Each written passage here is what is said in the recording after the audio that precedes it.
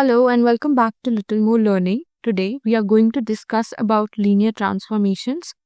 So, linear transformations are a fundamental concept in linear algebra that plays a crucial role in data science, machine learning and deep learning. So, the first question that comes up is what is a linear transformation? So, linear transformation is a function that maps vectors from one space to another while preserving vector addition and scalar multiplication. So, formally, a transformation T that can be written as this is linear if it satisfies two properties for all vectors u, v and scalar c. This depicts the property of additivity of linear transformation.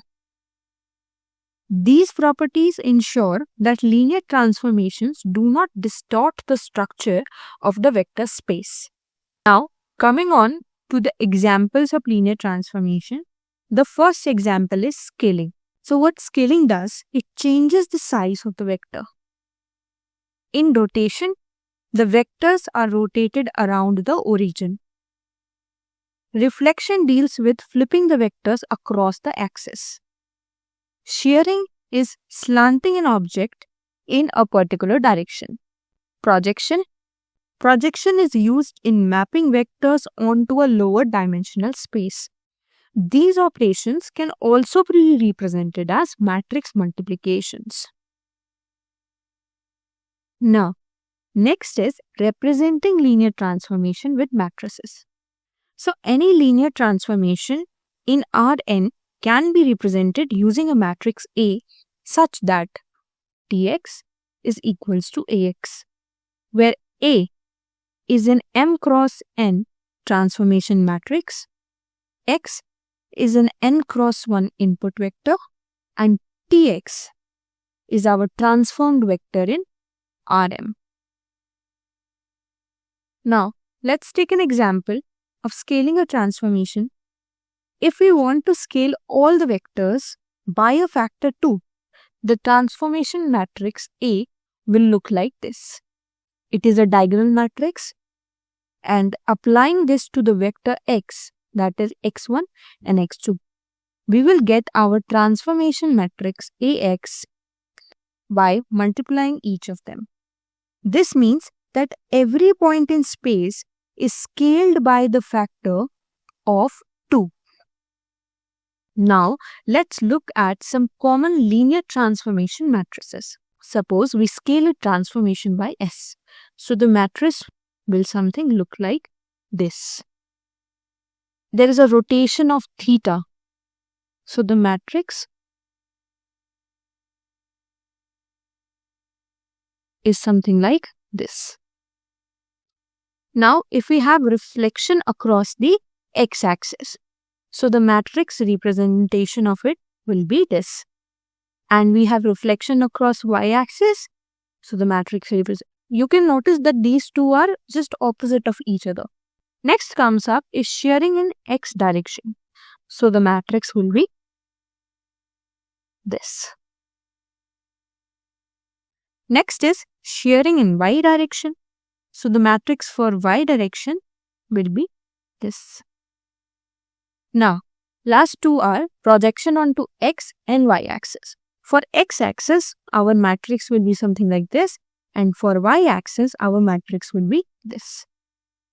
Moving on to the key properties of linear transformation. So, the first property is preserve the origin. If T is linear, so at origin, the transformation will also be 0. It can be represented by matrices. Every linear transformation corresponds to a unique matrix. Then, combination of transformations. Suppose there are two linear transformations T1 and T2. So, their composition is also linear. For example, a transformation combining rotation and scaling is simply the product of their matrices. Now, we will look at an example that is rotation of a vector